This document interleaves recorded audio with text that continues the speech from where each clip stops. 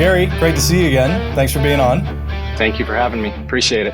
Absolutely. And congratulations on your new award. You really do have quite a wall growing there, and the new Bootstrap Entrepreneur of the Year. That's awesome. And it reminds me, and big part of the reason why I wanted to have you on here is because I was reading just the other day about the PGA Tour's player incentive program and how I think 2 years ago there was nothing. And then last year it was a $20 million bonus to the top guys. And now it's going to be $100 million. And they're adding all sorts of different stuff.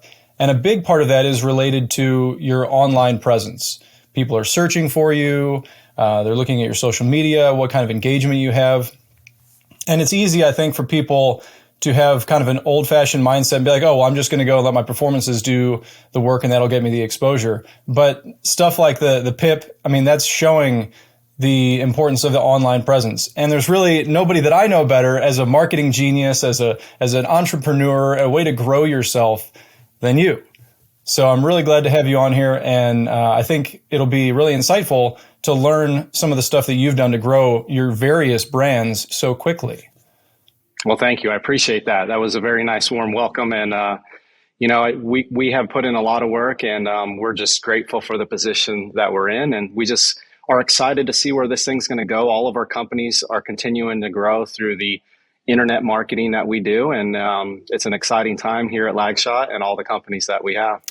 So let's start, and we have a variety of places to start from, but let's start with Scratch Golf Academy, because a lot of the people who watch this episode or listen to this episode will be on YouTube, and you've got almost 500,000 subscribers on YouTube. So how did that go about? How did you grow to that size? What are some of the steps you took?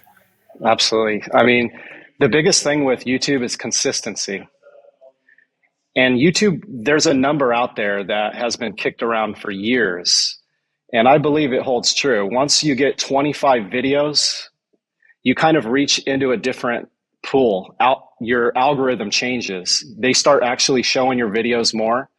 And the reason why, it makes sense. YouTube doesn't just want one-hit wonders, people to come on and, have viral videos like they do at TikTok, right? They're trying to make it more of a long form, building a relationship with people. And so they really want to see that relationship grow. And so the first thing that I would recommend is, make it a goal to stay consistent, at least one video a week at the same time. YouTube will give you some weight for that. So if you come out and you publish your video every Wednesday at 10 a.m. and you consistently do that for your first 25 videos, you're instantly going to be in a more credible area than your competitors that have launched around the same time. So that's the first thing I would do. I would definitely make it consistent, posting at the right times, whatever that is. Now, once you get going, you can kind of figure out what your audience, when they're tuned in, is. And then I would read that data, and then that's when I would post. So you can go back, if you have a YouTube channel now, you can go and look at the analytics and see when your audience is the highest. That's when I would publish the video, maybe an hour before that, so it reaches up to that peak. At your peak time, it's rolling out, the algorithm's going to take it and start showing it to all your followers. And that's probably the easiest way to get going. Stay consistent, posting at the right time through the data. And then once you find that, stick on that schedule. And then from there, what I did was we started doing Monday, Wednesday, and Friday. We did every Wednesday. And then as we started building up more content, we would just add more days. Same time, but then just start growing. Playlists are huge. You got to make sure your playlists are very targeted to what the videos are. So if I am in the golf space, I might choose driver, golf swing, golf irons, putting, chipping, things like that. And then what I did is I would rotate through each one of those. So I would post a golf swing video. Then the next one would be a driver video, then a iron video. And then I would go through all my categories and then just circle back around. And then that's growing horizontally your footprint with the category, your topic niche that you're in. And then from there, just staying consistent, it's key. What if you're just starting off, and thankfully the PLDA YouTube channel that these are going on has a lot of subscribers. I don't know what the current number is, but what if you're just starting and you have 0 or like 10? Is it that same thing? You just go to consistency and kind of like randomly YouTube will drive traffic there? Is it based on the title, the description? It's based on all that. But are you talking about 10 followers or Yeah. 10 What videos? if you have like nobody, if Yeah. you're just starting off? So you're going to start out with 0. Everyone starts out with 0. But nowadays, everybody has other profiles. They have friends, they have family, right? The worst thing that I see people do is they just post a video and leave. No, you go grab the link, share it on your Facebook, your Instagram, your email, your friends, send it to your mom, your aunt, your uncle. Have them go watch the video as many times as they can. They're going to watch it a couple times. Have them comment. Hey, leave me a comment. Make sure you like my stuff and subscribe. You know, you're dropping little call to actions that are going to get them to the video, engage with the video. And then here's the thing. If you and I have 0 subscribers, right? You put out a video, the same topic, let's say, of a golf driving video. This is really going to hit a home run for your audience and you if you really pay attention to this. So if you and I both launch a video at the exact same time on driving, but you launch your video and then leave. I launch my video and I go post it on Facebook. I go post it on TikTok. I go post it wherever I can. I go share it with my friends. I ask them to come, leave me a comment. And maybe I get 5 people that leave a comment. Then what I do is I'll go back in and I'll comment back to them. I'll create a conversation. I'll like their comments. I'll pin the best one. I'll put a heart on the best one. I'll hit all the little things that YouTube likes to see as far as metrics when it comes to engagement. And you won't, right? So which one do you think is going to outperform? Well, obviously the one with the most engagement, the one that has the most views. YouTube is going to push your video out to a few people. It's going to get views, but I might be able to get 10, 20, 30, 40 views where you only get 5. I get engagement. I get, people that followed me. You know, it's bringing in followers. It's starting to build your tribe. And then this is what you do on every video. And now you're just going to grow. Now YouTube's going to send it out to the next 100 people that you have. And you're going to do the same thing. You're going to go comment. You're going to like. You are going to create the engagement on your videos where there is none. Here's a trick. This is a trick that I've been doing for years. Whenever I started a new YouTube channel, I probably have 4 or 5 other Google accounts. Most internet marketers do, right? So I'm going to go and comment with one of my other channels on my video. I'm going to have them, or I'll watch it, a few times. Actually, let me back up a little bit. So what we do is I'll go and I'll comment with my other Google profiles, and then I'll go back with my main one and create like a conversation with myself. It sounds crazy, but this really works. Not only that, but at the same time, this is a tip that works every single time for new channels. There's multiple browsers online. You got Safari, you got Firefox, you got Chrome, you got Microsoft. There's 4 right there. What you can do is you can go open up private browsing windows in all of those. And what you would do is you would go and open up a tab on Google, paste your video in there, get it playing. Open up another tab, paste your video in there, get it playing. You do that 5 times on each browser. That is guaranteed to get you 20 views at 100% watch time. Now, if you go more than that, YouTube will catch on. Actually, it's more than around 25, I think. You'll actually see your numbers stop completely at 25 until they see real engagement coming in. At least that's the way it used to be. I haven't built a brand new channel in a few months, 6 months maybe, but I'm sure it still works. But that is a tip that works every single time. You go get 100% watch time with 4 different browsers. So not only is it going to show 100% watch time, but it's coming in from Safari, Firefox, Chrome, different browsers. You could even go do it on your phone. And then at the same time, when you're mixing that with the engagement tip that I just told you, that is the key. And then being consistent for your first 25 and knowing that you're not going to get any followers. You're not going to get any views. Like, you have to be prepared for no success in the beginning. See, here's the thing where everyone gets this wrong. They want to launch their channel and then they want to put out a few videos because they see all these other people doing it and they think they're going to get success. And then when they don't, they leave. And that's exactly why YouTube makes you have 25 videos, because they don't want you. They want real creators that are going to bring real value to their platform. So that's what I would do for any new channel. And then from there, you just keep growing. You can mix in ads. The sky's the limits on how far you can go, but that's a good way to get started. How important do you think that retention rate is? Like you said, 100% watch if you're doing it yourself. Do you think that changes the algorithm? Because it's like different. If you make a 10-minute YouTube video on how to drive the ball farther, you're probably going to have a lot higher retention rate than an hour-long podcast.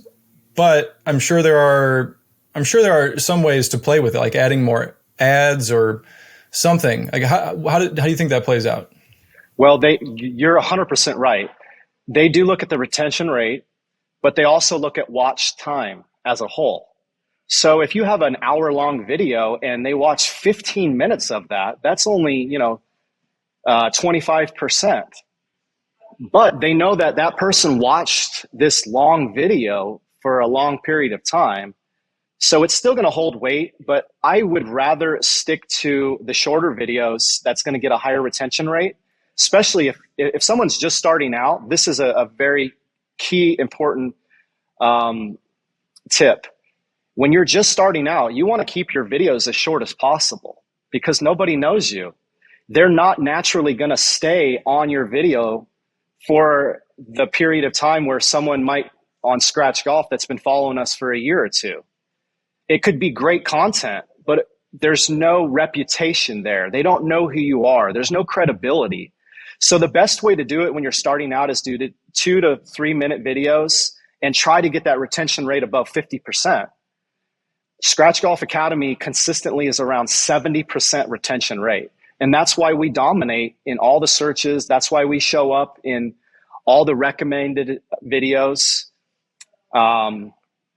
It's because of the high retention rate. So I think that is a really critical metric that especially someone that's just starting out needs to focus on. And the way to get that done is shorter videos. I've actually consulted other YouTube channels. And one of the things I do is we go in and we look at that exact metric in the back end. I want to see how long people are staying on your videos. Not only that, you can see when the drop off is. So then if you go back to your video and you analyze that video and you go, man, it's a 10-minute video, but at 4 minutes, they just dropped off. Well, let's go look at that. Why did they drop off? Then you go reproduce another video like that, but make it 4 minutes and get it very snappy to the point so that you get your retention rate as high as 100% as you can. You know they watched that same video to 4 minutes. So if you did it again, but only kept it 4 minutes, what do you think is going to happen? Your retention rate is going to go up. YouTube's going to start pushing your videos more when they see that. They're going to start showing it in front of other people. You're going to start being recommended. Your search results are going to, your videos are going to start showing up in the search results as well, which is key. But the number one place you want to show up is recommended videos. You can piggyback off the success of other people, and that's a whole nother strategy. I watched a podcast with Mr. Beast, who I think is number one on YouTube, I think by quite a bit. But he was saying how he studied, like for years, he would try to learn what was the best timing of YouTube videos and this and that and everything. And then I watched a bunch of his videos, and it seems like every maybe 3-4 seconds, usually he'll like change camera angle. So it's very quick. Like you said, it's snappy. And that's something I've thought about. I was like, well, I'm doing a podcast and put it on YouTube, but it's not going to be like that. It's not going to be the snappy, quick, like eye-catching kind of thing. So there are differences. It seems like that would be a whole other kind of challenge than something like a long-form conversation. But you've obviously done it well. And I'm sure a lot of the same principles apply. And I think most of the people listening are probably more interested in creating the kind of stuff that you have and that Scratch Golf Academy is. So, but I like what you said. I like what you said a couple minutes ago about getting your tribe on board, because then they're following it, they're watching all the new ones, higher retention rate, and that seems like an absolute key. You need to find your tribe, your core of people who love the stuff that you're putting out and genuinely like benefit from it. So how do you go about doing that other than just like very accurate to the point titles of here's 2 tips how to drive it farther or whatever? Is there a way that you target your tribe? Well, yeah. I mean, everybody has a Facebook account. So if you don't have an email list, how I target my tribe is through my email list. I have a large email list that I can send out an email to and push them to any YouTube video. So that's a great way to drive traffic to your own profiles. But you can also do that on the other profiles like Facebook. I think Facebook maxed out at 5,000 friends. So you can post and put your new YouTube video in front of those 5,000 people, and you're going to get traffic that's going to come over. And here's the thing, YouTube loves to see traffic coming from Facebook. They're competitors.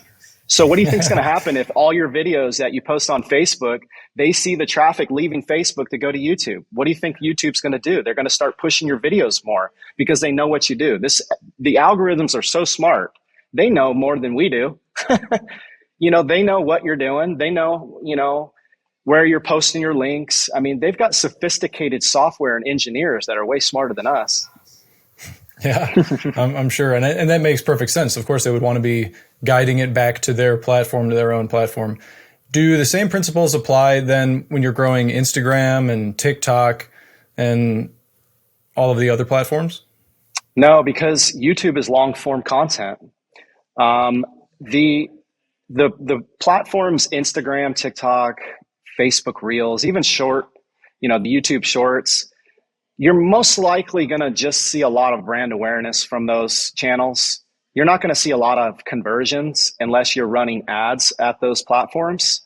And, the attention span of people is just so minute these days that we're not going to send any emails to anything there. I don't send any emails. I mean, the email marketing is the number one strategy that we use still. Email marketing is the number one strategy that I know of still online. Every top marketer really has a successful email marketing strategy behind their business, whether it's a lead gen, whether it's a middle of funnel or bottom of funnel follow-ups. That is really key these days. So I use each email with purpose. So every single email I send out, I treat like gold, and I want to see money coming back in. Now, if someone's starting out, obviously they might not have an email list. So what do you do? If someone doesn't have an email list, they don't have a huge following on Instagram or TikTok or anywhere, but they just got a burning desire and, faith that it's going to work. And then they put massive action behind it. That's all you need. That's all you need. Because when I started out on YouTube, when we had 0 at Scratch Golf, we didn't have the 900,000 email list we have now. We didn't have the 500,000 followers. We didn't sell, what we've sold and build those lists up. I had to start at ground zero. And the way I started was believing that what I did and do is going to work.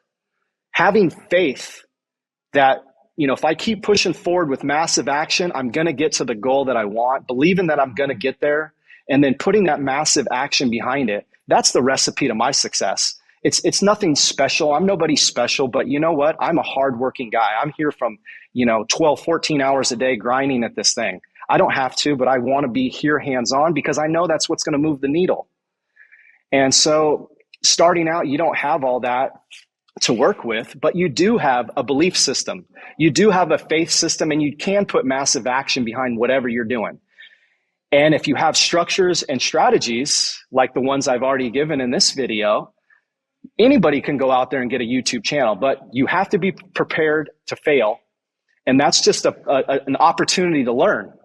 I look at every failure like, well, let's analyze that and figure out why we didn't win. Like we started off the conversation with this award right here for winning e-commerce of the year with Clickfunnels. Well, I didn't win the overall, and I was crying. I was sad. I thought I should win it. But you know what that did? It made me look at my presentation on stage. It made me look at the things that I could make better. So if I would have won that Entrepreneur of the Year award, I would have put a feather in my cap and I would have walked off stage with 2 awards, the big one and then that one.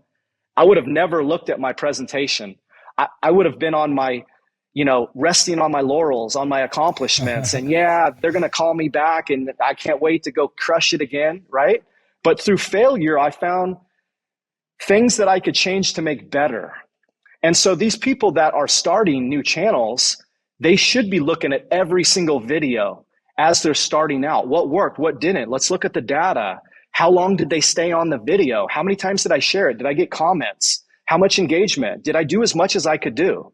Is there more I could do? Well, yeah, you could go comment on other videos. that are similar to yours and drop a link in yours back to your video. You can go ask people to follow. You can go out there and just hit the ground running and just do everything you can, grinding. And if you do that for a year and you pick your head up, you could have 52 videos. You could have 100,000 followers like we did after a year. And really the success of that was just staying focused. Man, there was days where we would lose one follower, not even gain. Like literally I'd go look at my stats and it'd say -1. I'm going, but I knew that if I kept pushing forward, we would get to the end goal that we were looking for. And, that has been a huge thing for my success that I push so hard is everything I just said. Crazy. Mindset stuff, 100,000 in a year. That's crazy. I think to a lot of people, if they're just starting off now, they never would think in 1 year they can get 100,000. Yeah, that's the award actually for the 100,000 right there. So that's the YouTube award that we got for reaching the 100K mark. And now we're working on the gold one, which is for the 1 million. How do you, because it seems like it would be easy to get it, like when you say you go out to your friends, to your family, say, hey, like watch this, like it, comment, all that. How do you keep it genuine? Because like everything that I've watched that you guys put out is like a genuine thing. But I've seen I've experienced it myself where if I do that, I feel like it's kind of like cheesy or gimmicky or like, hey, go buy this product and use my promotional code. It just doesn't feel authentic. So how do you keep that real connection? Yeah, well, first I would let everybody know on my Facebook that I'm getting ready to launch a YouTube channel. That's the first thing. Prep them. Hey, next Tuesday, I'm launching my first one. I can't wait to show you. I'm so excited. I'm proud. I hope you like it, right? Come from a very passive, not an arrogant, confident thing like, oh, I just put out my new video. Go check it. What I would do is say, hey, if you could give me some feedback, this is my first video, I'd really appreciate it, right? That's a mental mindset thing that I'm dropping on that person. That's some psychology.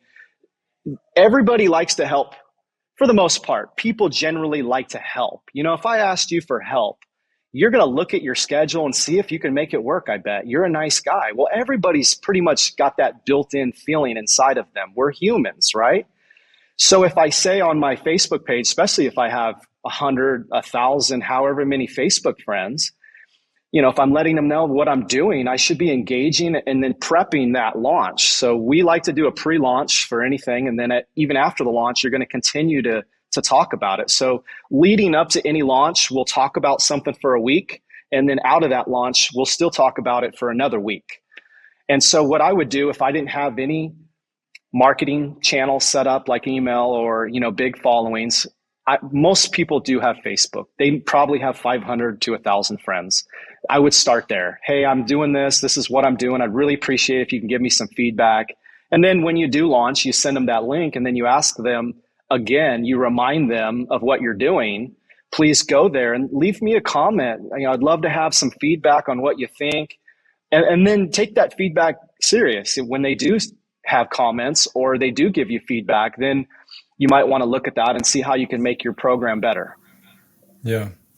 On that note, people who are watching, feel free to leave a comment below on if they like it, don't like it, whatever it is. I think to this point, as far as I know, and Robbie, who uploads and directs and stuff, I don't think we've had any negative comments in the comments section. So, at some point, that's great. They're coming. But I'm also like, well, okay, I'd rather you leave a negative comment than just don't tell me anything.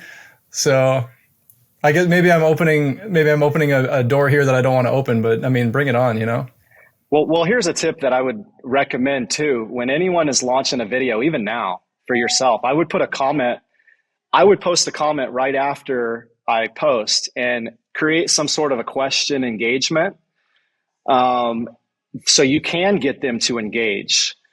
Especially if let's say it's a swing video. Hey, if you like this swing video and you want to see more like it, let me know what you'd like to see and I'll make content like that. Wow. People are like, wow, you do that? Yeah. Well, it's doing two things. You're getting comments and you're getting material ideas for your next videos. You're actually giving them exactly what they're asking for too. Not only that, but I would go pin my comment so that it shows at the very top. Mm-hmm. That's going to create the commenting back, and then you can create those conversations. It's a great tip. And the pin actually is a metric that YouTube looks for. So you can pin your own comments and it gives credit.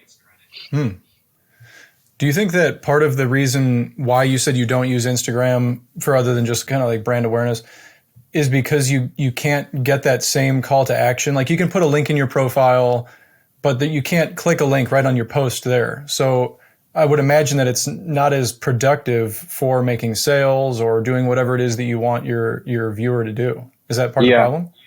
Absolutely. But let's back up and let me just reiterate what I was saying before. I wouldn't send any of the emails or email marketing to any of the shorts or short form content. I would only send my email audience to longer form content or my website. Now, we do use Instagram, Facebook, TikTok.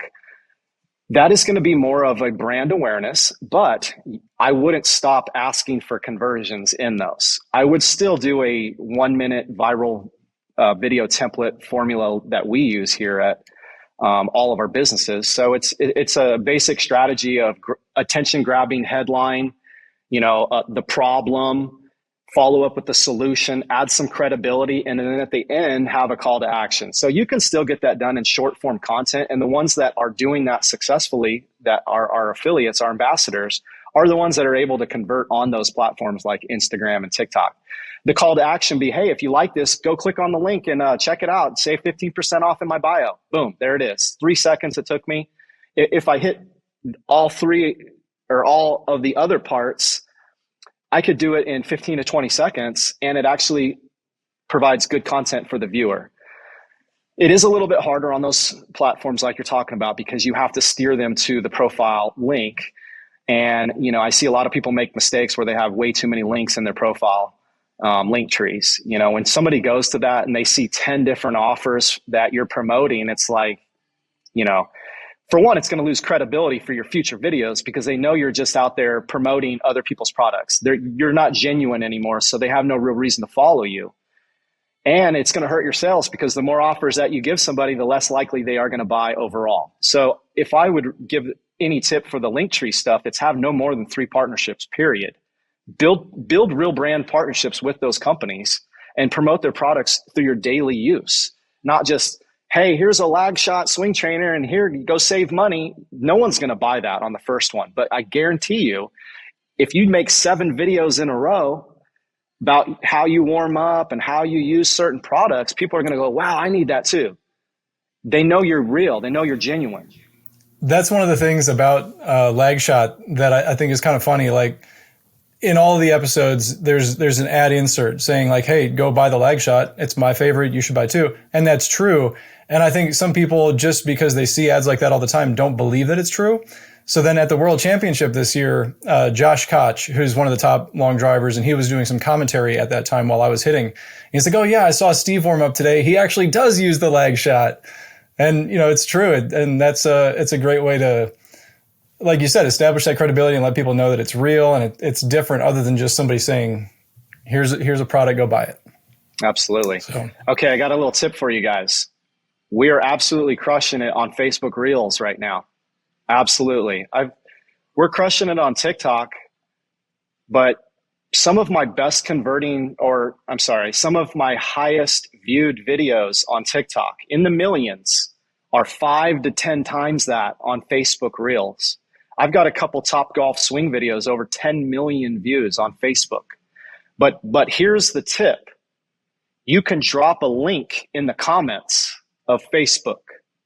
So the second I post a Facebook Reel, as soon as our team posts a Facebook Reel, if it's a lag shot video that has a lag shot in it, they're going to go and post a comment with a link and a code directly to the lag shot website. It's working like gangbusters right now. I'm waiting for Instagram and TikTok to start doing that sort of thing in their comments. There is talk that TikTok is going to start making it easier for people to start visiting products and things like that organically. So we'll see if that rings true. Excuse me for a second. I want to tell you real quick about my favorite training aid and a sponsor of the podcast, the Lag Shot.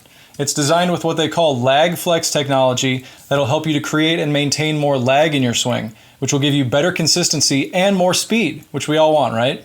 But my favorite part is that you can go out and actually hit balls with it. It's a real club. They make a driver, a 7-iron, and a wedge. So you can incorporate it into your practice sessions to ingrain the better technique that it's teaching you. Once you try it, you'll see why I love it. Go to lagshotgolf.com/crush or click the link in the description below to get 15% off. lagshotgolf.com/crush. But I do use the other platforms like Instagram, Facebook, and TikTok for conversion campaigns when you're running ads. So if you're running ads on Instagram, you do have a button. You do have a learn more or shop now or whatever you choose through the Facebook platform, through the Facebook advertising platform. So we do run a lot of ads to Instagram with success. And honestly, the ads to Instagram are some of the best ads that we have, some of the best converting ads. The problem is the organic strategies are just not as good, except for story posts. Now on Instagram, you can have links leaving the stories, kind of like the mentions. And on TikTok, you can do that as well, I believe. Or no, I'm sorry. On TikTok, you can't yet. Just on stories on Instagram. Yeah, that's been big. I think they had it for like a year or so where you had to have like a certain amount of followers and you could add it. But now anybody can, which is yeah, you're right. Helpful. I remember that. I remember I didn't have enough. Let me kind of like zoom out a little bit. Yeah. Do you think that those certain calls to action, because we hear that in like every YouTube video you watch, you basically hear the same language, like, you know, smash the like button, go click the link, whatever. Like they're all kind of the same. Do you think that will change over time? Because I imagine everybody's still going to want that, but will that become oversaturated in people's minds where they hear those certain words and they're not motivated to do it? They just kind of like zone out on it because they hear it every day, every video. Yeah, absolutely. I mean, you're right. So if I was doing it on YouTube, the best way to do it would be to integrate it naturally at a time where you know people might like what you're talking about. So when you get into, like, say it's a 5-minute video and about 1.5 minutes in, you really hit them with a good tip, right? At that point, after that, you're going to say, hey, if you really like this, you know, make sure to follow because I'm going to release stuff like this every Wednesday at 10 a.m. And please like that. You know, please hit the like button. It helps me continue to grow. And if you connected with them at that moment, the chances of them doing what you're asking is going to be higher. If you just have a random at the beginning of your video, like we do at Scratch Golf Academy, you know, I'm guilty of this. So we have our intro where we talk about what the video is about. So Adam will come on and say, hey, today we're going to talk about how to hit your driver further. Stay tuned. Then we go into our 7-second intro. And then Adam comes back and then he talks about, hey, today we're going to be talking about, you know, how to hit your driver further. If you like this kind of stuff, make sure to subscribe and follow. That's when we mix it in. Now, we've been doing this a long time and we've already built a reputation. And, you know, when somebody looks at our subscriber count, that's all they need to see, you know, 400 and 500,000. They're going, yeah, that's great. If you're a newer channel, you're going to need to connect with them on an emotional level, on a human level. So when you think you drop that gold, you ask for that subscriber right after that. Chances are your percentage of subscriber will go up. Yeah, I follow this one guy or subscribe to his YouTube channel. And usually toward the end of the video, he's like, you know, if you found this video helpful, if I helped you out, if you learned something, whatever, you know, then please like it, subscribe, whatever. And exactly to your point, like if you make that real connection and people are seeing the value right away. But also, like you said, there's a point where you're kind of like so big that one strategy that might not work for a starting channel will work for you. I think it was, I don't know, a few months ago, I saw The Rock post a picture of like a dirty shoe. It's just nothing. Like it's just some weird random picture. I don't think he put any caption on the picture or anything, and it had millions of likes. And I'm like, I could post that exact same picture and it would probably get 5 likes. That's when we'll get the negative comments. Yeah, that's right. So at some point you're big enough, like you said, 500,000 subscribers where you have your routine, your formula, your recipe for success and it's working. And do you feel like you still need to kind of experiment and try new things, or are you happy with, because obviously you're putting out new videos, new content, but are you looking at changing that formula at all? The overall strategy doesn't really change, but like kind of how we implement it does. And there is new things that pop up all the time, like shorts is new. So there's a whole strategy there. The overall, goals, we want a high retention rate. We, try to keep certain things the same, but yeah, you're always going to be changing stuff. YouTube is always changing. So we try to stay up to date with what's going on. But overall, once you find what's working, you kind of just do more of that until you find it not working. And what we're doing is still working. So we're testing stuff. We're, optimizing, trying new things, new strategies. What we're really trying to do is just make our videos longer now. I mean, that's where we're at. We're just trying to make longer videos so that we could reach a different algorithm. And honestly, you get paid more from ads on YouTube when your videos are over 10 minutes long. So our goal now is to do over 10-minute videos, where before our strategy was to do it very short. So yeah, it is going to change for every single channel. But once you get in and start testing stuff, when I work with new YouTubers, what we do is I have them write out everything they've ever liked about themselves, what they want to do, like, what do you want to do? And then we go look at, we're building their persona. We're building their voice. It hasn't been found yet. It has to be about them. It has to be genuine. It can't be fake. If you're a golf teacher, okay, you want to go teach golf, then this is what we do it.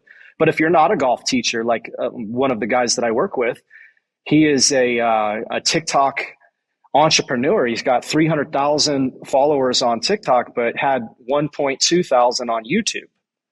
And so I started working with him, and he's up around 10,000 now, and it's only been a couple months. And 10,000 is actually that number you want to get to. That's that number of credibility. You want that 10 behind your number. It's not 500,000. It's 10 that people will look at and go, oh, that's a credible channel, at least from what I've understood. Yeah, the strategies are different, but the principles pretty much stay the same. The way we lay out our video format is, it hasn't changed. The way we do our titling doesn't really change. The way we do our tagging, it has changed a little bit. We go more broad. So because I'm trying to piggyback off of me and my golf or my other competitors. And so I use their tags in my videos as well, where if you're, just doing a golf swing video, you might want to just keep it to golf related stuff. It's going to help the algorithm a little bit better, because you're most likely not going to show up under these high channels recommended videos right away. You're going to have to build up your reputation. So the tagging is different for smaller channels. I would be very targeted with exactly what I'm going after with the video. There's a lot of tools out there that we use. I believe keyword.io is the best one that I use. You can also use Google's own search functions. So, I mean, whenever I'm doing keyword research, we'll go to YouTube and we'll start typing the word or the phrase in, and Google will start popping down exactly what people are looking for. It's called the predicted search results. The reason why those are popping up is because people are actually searching for that stuff, and YouTube and Google knows that, and they want you to get to where you're wanting to go as fast as possible. So if you just start typing golf swing SW, it'll pop up everything, all the highest, the most searched one is going to be your first one. And then you're going to see variations of that. Those could be your video titles. Those could be your category playlist to start out. So there's a lot of different things you can use to find videos and the keywords. And, I always try to go after keywords that are getting searched. And the only way to really know what is being searched is by using certain search tools like the one I mentioned, keyword.io. I think there's a lot of them out there, but we really want to build a strategy around what we know people are searching for. And that's what we're going to put out so that it has the best chance of ranking or being found in the recommended search results. Another great way is just go look at your competitors, see what they're doing. Look at you can go to their channel and you can click on videos and then hit sort by highest viewed videos. And then it'll literally show you what their best videos are, what their best topics are. You could go make similar videos like that, use the same tags that they used in that same video, and you'll rank side by side on the recommended ones or in the related video after. Or I'm sorry, I think it's related on the side and then the recommended is the one after. But same thing, you know what I mean? It's going to help show up in front of your competitors or alongside your competitors. And this is called the piggyback method. So we basically go out and we just piggyback off the success of other people. There's no need to recreate the wheel. Well, I want to find what's working in my niche and make more content like that. Anybody can do that in their niche. It makes perfect sense. And I think when I first started like posting anything on Instagram, I was kind of the opinion like, oh, if people like, you know, my personality, my pictures, whatever, it'll organically grow to a certain audience, I guess. But the way you're describing this, and it makes a lot more sense, is that, you know, you handle it like a business. You follow exactly what's working, what's not working, and there are certain things that you should be doing and shouldn't be doing, rather than just, oh, I'll post it, and if people like it, great. So let's, I guess, zoom out again. And why don't you tell me a lot of your background? Like, how did you learn all this? How did you, because I'm sure there's trial and error in all of this stuff. How did you get started down that path? Absolutely. I started doing graphic design in the 90s. I'm 42 years old. I was 19 years old when I started doing graphics. And I loved it. I love doing graphics. I'm a artist. Everyone in my family's an artist. And I loved computers. So it made sense for me to go down that route. When I moved to Florida, ironically, I did not become a graphic designer. They would not pay me enough to start. And I had an ego at that time. And I was trying to start a family and I needed more money. They wanted to start me at minimum wage. $6.50 was what that was in 2000. And what's so funny, I look back on the story and I took a job for $10 an hour because I wanted more money, right? Working with my family doing construction. And I didn't turn on a computer until 2006. So like nearly 5 to 6 years, I didn't even turn on a computer. And one day my brother came to me with a business opportunity in an MLM business. And I didn't even know anything about that kind of a direct sales thing. And I jumped in. It was my big brother, you know, and I was so surprised that my brother wanted to work with me. And I was like the black sheep of the family and he was the successful one. And, you know, I had a lot of run-in with, substances and other issues in my 20s. And so I was always battling myself. And so for my brother to come to me and say, hey, I'd like to, you know, partner with you and do this stuff, man, I was excited. I jumped all in. I started learning how to build websites. And back then, you know, SEO, there wasn't even a name for it. Google was just getting started. And what I did is I started learning how to build websites because of my graphic design background. And I started learning how to get those websites ranked on the top of Google, which is search engine optimization, SEO. And that kept going from 2006 to 2010. And eventually I started my own marketing firm, Triple G Marketing, GGG Marketing, in 2011. And we were building websites and helping people with their marketing. We developed 10 locations in Florida. And we were crushing it. We were doing really well. I mean, we were 7 figures. We were operating at a really good rate. But the thing that happened to me was I lost my love for what I was doing. You know, I lost the artistry in it. You know, I'm an artist and I love seeing things come to fruition, you know, but when you're day in, day out grinding, just dealing with clients and you don't get to see that artistry anymore. And I was at a position where I was wanting to grow in a different direction. I was kind of wanting to go out on my own and learn digital marketing. I had some great mentors early on, Ryan Dice, Perry Belcher, Russell Brunson is my mentor now, but you know, back then it was those guys and they really helped me to understand how to do internet marketing with products and membership sites and how to build courses and things like that. And so what happened was around 2015, I had an opportunity to partner up with a tennis pro here locally in Naples. And he had 300 videos on YouTube. And when I went to his YouTube channel, I asked him what he was doing to monetize all those videos. And he said he was sending traffic to this website where he was selling a DVD. He was a tennis coach. I said, well, how much have you made in the last, how much has that produced for you? He said, well, in the last 3 years, I've made $13,000 total, right?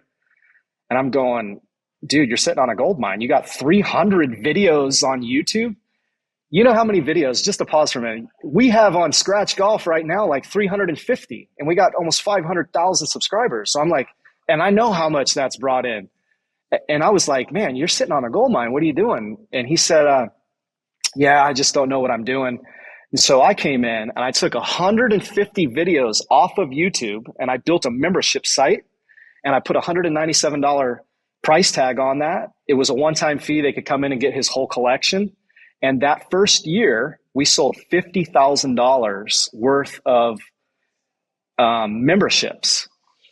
Now, when I was looking at this, I said, Tom, I really think it's too high of a product. $197. I understand it's your life work, but there's other ways we can go about reaching that 197. And what I'd like to do is take that 150 videos, and I actually want to break those apart and start making courses. I literally just took all of his, category videos of this category and would put that in a module and took all these. And it wasn't even like sequential A through Z. It was just a mix of everything. And we built, I think, 4 or 5 different courses. The very next year, we hit $300,000. Now, at this point, we're all organic. I'm not even in paid media yet.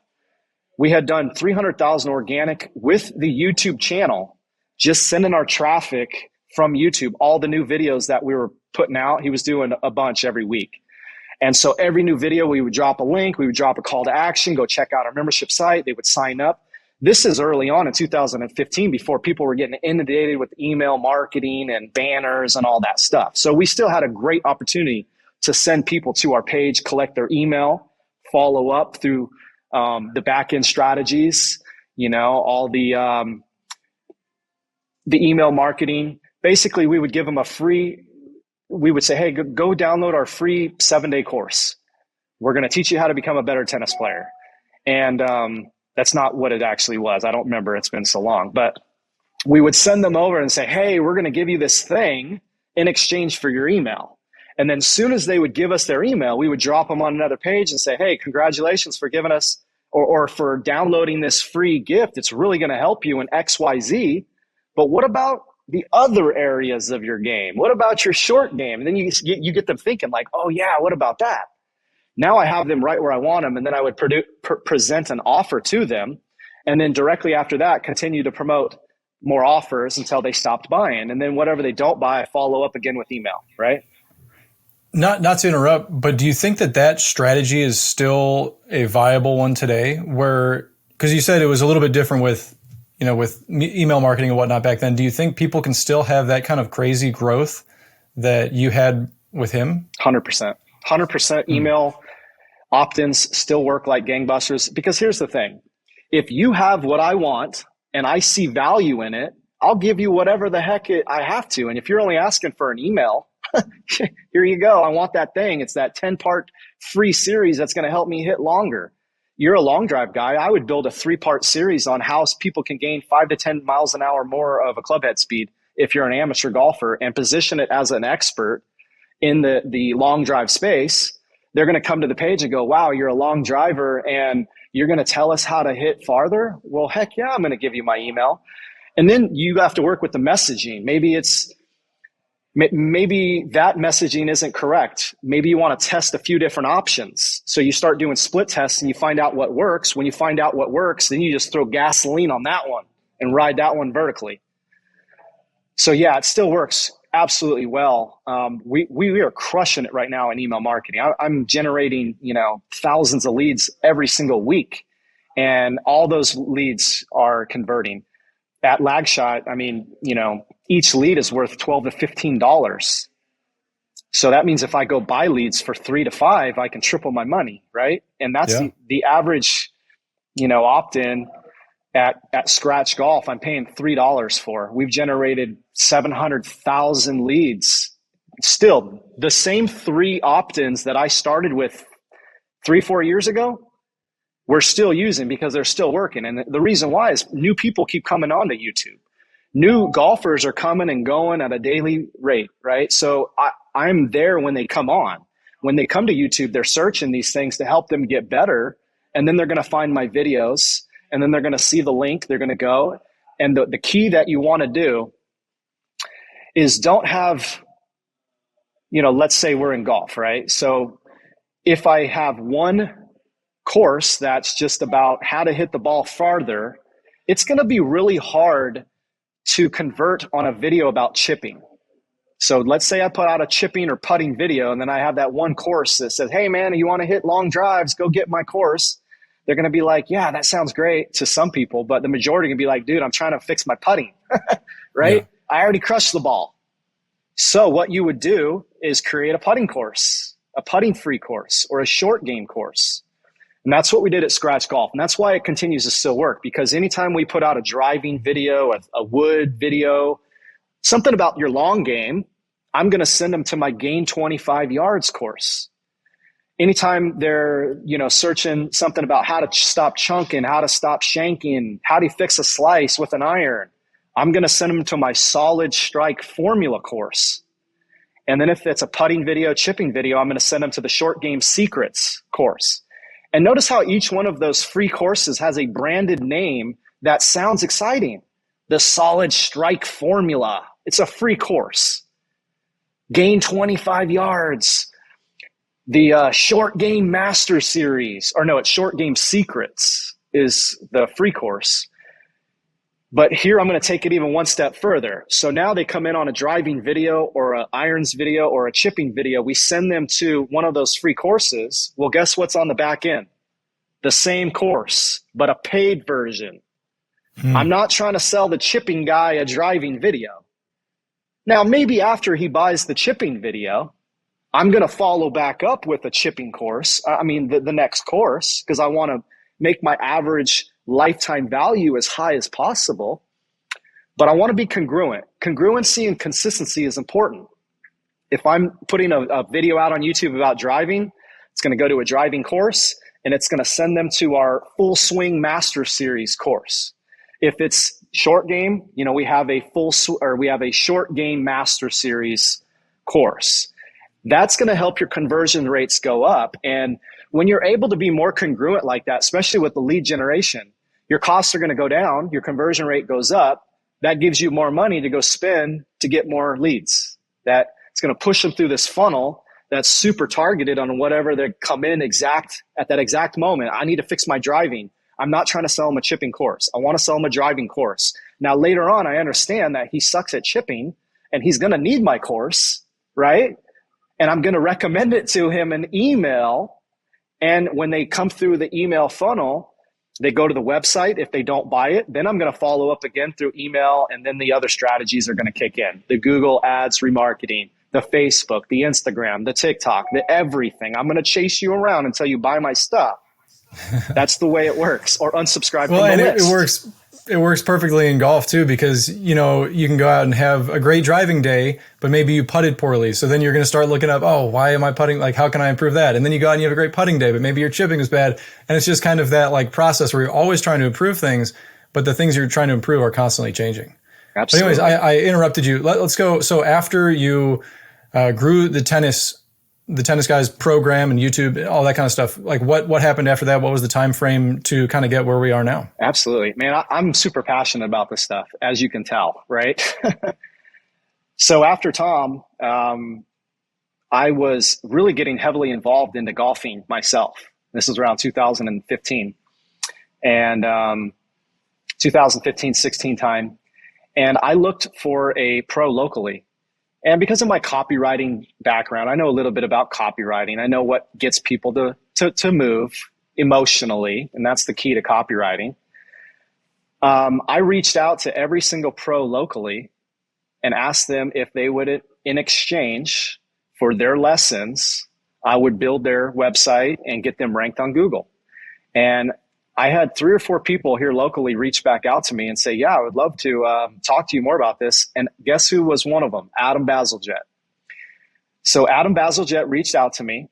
He's the director of the Mediterra Naples Learning Center. And I went out there, and that golf course is amazing. It's one of the nicest golf courses I've ever played on still. And I'm looking around going, I could play here and get lessons here. Yes. And so the deal was I wanted to have full rights to play whenever I wanted, within reason. I wasn't going to take advantage of that. Once or twice a month, I would go out there. I was the non-member member at a place that charges $150,000 for membership fees. I'd go out there. I was getting video lessons from Adam. He helped take my game from a 36 down to an 11. I was at a 9 when I started lag shot. Now I'm about a 4 handicap. So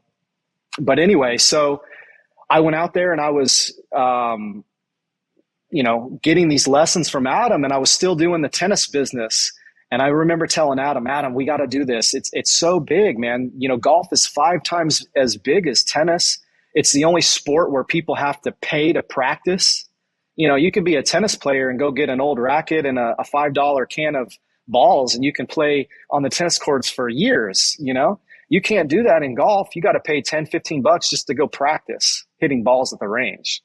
So I told him, I said, man, this is a profitable niche. We need to get in it.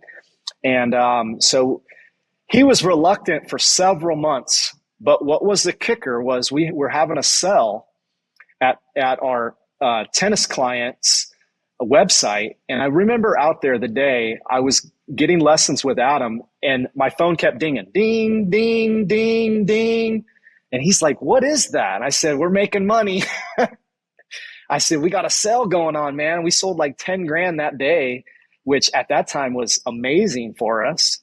We've crushed those days, but now with Adam and Scratch Golf Academy, we sat down from the ground up and mapped out exactly everything that we wanted to do, how we wanted to do it, what categories. I must have asked Adam a million questions like, what do people come out here for? What do they really want? What's that one thing that they want, right? We want to give them that one thing. See, golf instruction and buying stuff online and the training aids. I mean, these people are buying hope.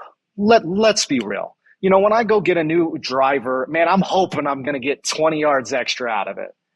You know what I mean? So we have to try to help get these guys the hope that they're looking for as much as possible. And through our instruction and through all the products, we're able to help them improve their game. So what happened with Adam is, we sat down, we mapped out exactly what people wanted, what they needed from Adam, because what they want and what they need isn't always the same thing. Right, exactly. I want to hit the ball farther, but I have to do this to achieve that. I don't know, And so we sat down and we mapped out what works, what doesn't, all the different categories on a big board. And then once we found out those categories, then we would go and figure out, well, what's the lessons in that driving section? How many different tips or lessons can you come up with? Just write them all down. We had over 100 and something ideas before we even launched our YouTube channel. So then from my SEO background, I took those ideas and I went over to those keyword tools and I found out exactly what people are searching for relevant to that idea. It may not be, how to drive further. It may be how to hit long drives, but it's still the same topic. So then this becomes my video title, the thing that the whole video is based around. And then we mapped it out, and then we just kind of went and did, like I said in the beginning, one from each category, one from each playlist. And as we were doing that, it just kind of started growing. And in each category, we started being, having the reputation because our playlists was about long drive or chipping or whatever. Someone could go to that playlist and see 10 or 15 different videos. That builds the rapport and the reputation and the credibility we're looking for. Also with YouTube.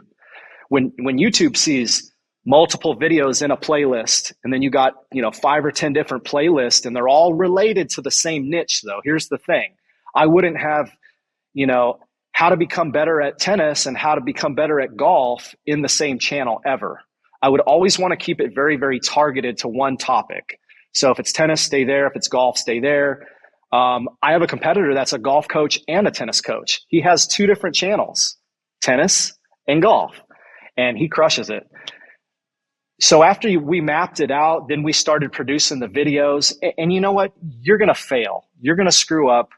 And that's okay. Because if you're looking at the data, if you're learning from your mistakes, you're going to make your next videos better. And when you make your next videos better, guess what? The retention rate goes up. You're asking for that engagement. People are going to start getting used to you coming on at a certain time. And all this stuff starts just coming together. Even if someone starts from scratch, this is the formula that I would recommend, and just keep doing it because it does work. People fall off. They stop 3 feet short of gold so too often. So me and Adam, we launched the YouTube channel, and it took a long time before we actually really started seeing some traction. Couple months really of just continuously posting every couple days. We didn't have a system for posting yet. I didn't know how to read the data. I'm a new YouTuber. I don't know what the heck I'm doing, right? I know I need to stay consistent in my niche, but I didn't know about the posting times. I didn't know about retention rate and all that stuff. That came with experience. And that's why I recommend now find that, because that's when I discovered that type of stuff. That's when it really helped out. And that's when I started seeing a lot of growth. But I was posting, 2-3 videos a week for months before we really started seeing traction. And then one day, we just started gaining followers, and it went from 10 to 30 to 100, hundreds of followers every single day, to our best, was thousands of followers in one day. We've been able to achieve, especially when you release new videos, you can get a lot of new followers and a lot of new traction as well. And we just kept doing the same thing over and over again. And once we started seeing what was working, then we would do more of that. And then we would splinter off of that and try to do variations so that you got to constantly be coming up with new ideas. So you can take your old videos, spin something that worked in your old videos into something new, and it's similar but not the same. So you've given me a ton of great ideas and direction, and I'm sure the people listening, many of them will be in a similar position to be able to apply it. But when do you recommend getting like a coach or someone like you to work with? Because I have here a computer, I can do video editing on it. I can, I have a good enough camera and phone and stuff like that. But if other people don't, or maybe they're not comfortable using, video editing or technology or whatever to that level, how important or when do you recommend people work with someone like you to guide them and coach them? Great question. And right away, for one, there's different ways to go about it. So when the guy that's just starting out from fresh, he doesn't have money in his bank account for an expensive coach or someone to help them get to where they want to go. If they do, then I would do that. If you have some budget to work with, I would go find somebody that has what you have and, learn from that person, or go find somebody that has what you want and learn from that person. That's what I meant to say. But if you don't have a budget, I would go ask people to help me. So there's no reason why you can't go become friends with the guy that has 25,000 followers on YouTube. Hey man, I'd love to help you. Become of service. This world and everything in it, when people give instead of take, their lives get better. The same thing happens here. If you become of service to others, your lives, your YouTube channel will improve. So what I would do is see how I could service someone else in the YouTube space that's similar to what I'm doing, partner up with them, learn from them. Maybe that can be your mentor for free. That's where I would look first. I would try to find people that are in my niche that I could become friends with, piggyback off of their, success. Hey man, how did you do that video? What did you do there? And if you're genuine and you really care and you want to learn and grow, people will help you. People want to see people succeed. People want to help people when they see them trying to help themselves. And I would definitely help somebody if they reached out to me. That's where I would start. Now, if you have budget, go find somebody that has done what you want to do or achieve. And then you can follow down that exact footstep or down that path that they went down. And that's probably going to be the easiest way and the fastest way to success. Kind of on the same lines of finding, a buddy who you can help and they can help you. would be like collaborating, making collaborative videos, right? I did on Kyle Berkshire's channel. He made a couple videos with me a couple years ago where we go out and play a match and, different challenges and stuff like that. And they did great. They have combined probably 1 million views. And that's a great way where it's making new content for their channel, which hopefully is good content for them, but then also it promotes you and a different way to, so true. to get that. No, that's a very good point. And when you just start thinking of things like this, creative ideas will come out. And, from what you said, I had an idea. Let's say the person, I need to look at what my skill set is. What can I bring to the table to help these people? Now, let's say maybe I'm good at video editing. I mean, maybe that just comes naturally to me. I'm a new YouTuber, but you know what? I like this video editing thing, or maybe I have background in it, which I do. So what I would do is I would go maybe study my competitors or people that I could become friends with and engage with, and maybe find somebody that doesn't have as high quality video editing and say, hey man, I love what you're doing, but I'd love to, I'm a video editor. I'd love to help you. Maybe we can collaborate. And then that's one way to get your foot in the door. So maybe if people can figure out how they can add value, what can I bring to the table other than a knife and a fork? What can I give in return, right? Did you just get that? That's a good way to put it. Yeah. Right. Like I like to see people bring stuff to the table other than a knife and a fork to see what they're going to get out of it. And I try to bring value to the table every time I go to the table. I want to bring a big supper every time. I want people to invite me back. You know what I mean? If I bring a knife and a fork, I'm going to lose friends. They're not going to invite me back. So that's just a human emotion. That's just a human element. That works the same when we're reaching out for partnerships on YouTube, man. Hey, man, I love what you're doing. Can I help, make comments on your posts for you? I mean, if someone's starting out, they should have the ability to go out and do whatever it takes to get to where they want to go. So be creative. How can I help this guy? Maybe go target a few and send some messages. And I mean, it's not that hard. Really, if people just start thinking and figure out how they can be of value, be of service, and then find some people to help that have, put out some videos that have went viral, or they got some idea or some strategy, man, that's a foot in the door. Well, you say it's not that complicated, and it's not. Like a lot of the advice that you're giving is great advice that I have not implemented before. But if you have never thought of it, you've never implemented it, never heard it, even if it's a very simple idea, that's like, wow, that's great. So I'm sure that a lot of the viewers are going to really benefit from these tips. And it doesn't matter if it seems simple or if it seems advanced or whatever, because they work. You're proof of that. And thanks for sharing all of these things in a way that people can go and do on their own, or look into hiring a coach and help them out like we just talked about. So I'm excited to do so. So personally, I don't have I guess I have like a YouTube channel with some long drive thing from forever ago. It's nothing. I don't have a YouTube channel personally. So I'm on all the PLDA YouTube channel. But now that I've got these ideas and tips and strategies from you, I think I know what I'll be doing.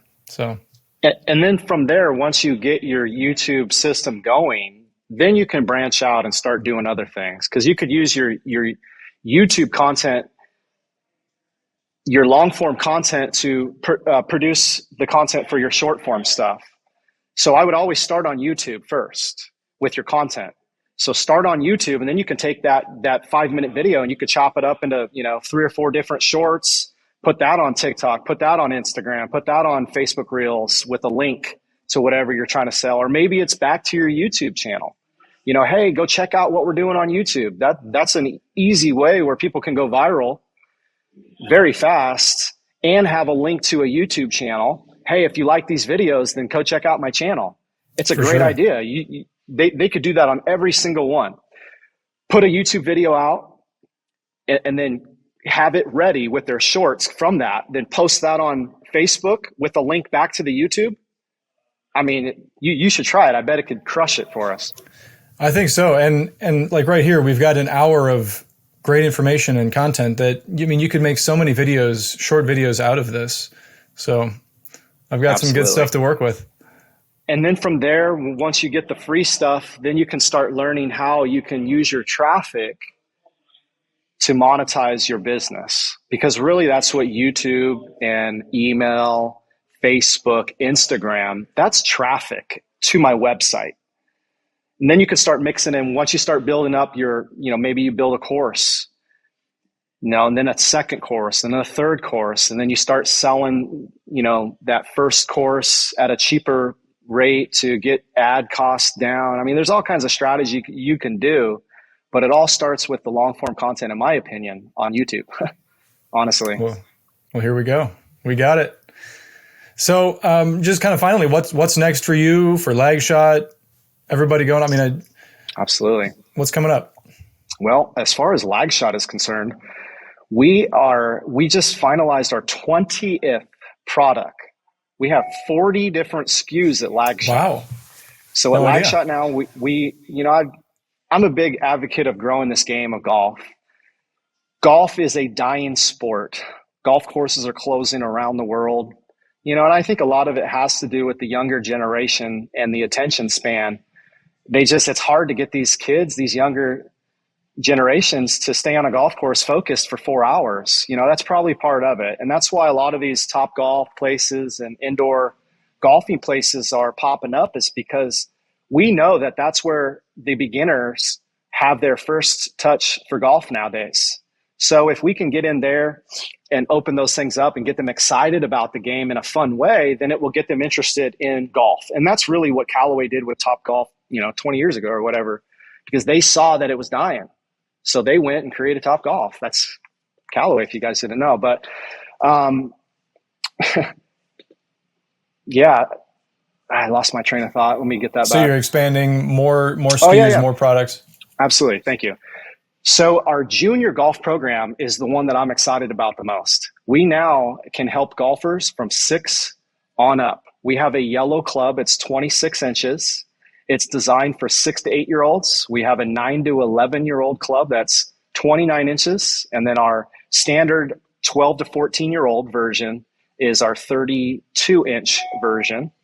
We're finalizing the lady line. So we have 3 products for the ladies. We have the driver, the wedge, and the regular 7-iron. We also have the triple threat for all of our products. So what we're trying to do is complete the junior line, which we did. We had the original. We finalized the Lagshot Lady line. We're finalizing the XL line, which is 1 inch longer for the taller golfers. And, we have combos and, a family pack, all different kinds of options for people. But that's really what we're trying to do at Lagshot, is grow the line. And what about a putter? Yeah, that's coming next, actually. That's going to come out in probably 2023. I want to finalize the main products right now. And then that actually is, that's on the scope. And I want to try to partner with one of the most famous golf putting companies. So we're actually talking to a few of them right now. So I wouldn't be surprised if, you see a Lagshot Scotty. No, we're not talking to Scotty. That'd be cool though. But we are talking to a very, well-known putting company. So we're going to see if we can get some synergistic things going there. Now, as far as Scratch Golf Academy, we are just continuing to grow. We're putting out new courses. We're finalizing a 4-course master series that's going to help in every area. GGG Marketing, because of Clickfunnels, that's opened up the door to consulting for e-commerce. I'm building a mastermind, and we're going to help take young entrepreneurs and kind of mold them in a 12-week program. So there's going to be a mentorship program that we're starting. We got apps for Scratch Golf Academy. We got the phone app for Scratch Golf and Lagshot now. So all the training videos for Lagshot are going to be on a mobile app. They're going to be able to buy the products right there through the app. And I'm just continuing to help people as much as I can, man. This is the most exciting job for me, because I get to see the benefits of what I do on a daily basis. People every single day are posting about Lagshot. They're sending in reviews and testimonials about how their game has changed. And really, that just continues to fuel what I'm doing. So that's what I'm working on, man. I'm growing the game of golf in every way I can, and I love it. It's rewarding. I'm blessed, I'm honored, and I'm just so excited for what we're doing and how we're able to change the game, man. It's got to be a gratifying thing for you because, yeah, they're tremendously successful businesses, but on a human level, you are helping a lot of people. And to some people, it might seem, oh, you're helping their golf game. That's not like the most meaningful thing. But you and I know firsthand, if people go out and have a bad day on the golf course versus a good day on the golf course, it changes a lot of things, changes their mental outlook on the rest of the day or the week or whatever it is. And then to see that kind of joy that comes up when you hit a great shot or when you do actually shoot a good score for a whole round, it's it's a really meaningful thing. I also am a personal trainer, and similarly, if I can help somebody to lift heavier, move faster, or be pain free or whatever it is, it really does like impact you because you see how it affects their life. And with the kind of reach that you have on all these different companies, it's got to be really cool for you. Thanks, man. Yeah, it definitely is. It's so rewarding, like you said, seeing people improve from something that you built from scratch, man. It's just, it's mind blowing at times when I sit back and I actually look about what we built. Because for 2 years, I just put my head down and I just grinded as hard as I could. And then when I lift up, I won an Entrepreneur of the Year award, and it's just incredible. And I'm just so thankful. Well, listen, so grateful and blessed, man. I really, you don't seem like the kind of person that sits around. You seem very active. You're a go-getter for sure. And for you to sit down here and talk with me for well over an hour, I really appreciate that. And like I said, the insights that you've given me, I have a much better kind of direction for what I want to be doing online. And big fan of your products, big fan of you as a person. And I really do appreciate your time today. Thanks, man. Just to throw this out there. So we won the Bootstrapped of the Year award, and I was going to be going up on stage to, hopefully pick up that other one. And I had a whole slide set up ready to go for everybody to go download the 1-minute viral video template, a 12-step sales formula. I was going to give them my whole presentation from stage, how I went from 0 to 10 million in 10 months at Lagshot. And I didn't win it, so no one got to see it. So I want to give it to your audience, bootstrappedsuccess.com. You can find out exactly how I went from 0 to 10 million in 10 months, bootstrappedsuccess.com, if you want to give that out. And I invite you to go download the slides, and you're going to be blown away by the copywriting sales strategy that I give in that for free. It's awesome. Generated $30 million plus in the golf industry to date in the last 4 years. So this stuff works. That's awesome. And I'm super excited to give it to you and your audience. So yeah, thank you. We'll put that link down in the description, and everybody go check it out. I'm excited to go check it out too. So thanks again, man. Thank you again for your time. I really do appreciate it. And hopefully I'll see you soon. Cheers. Thank you, Steve. All right. Bye, everybody.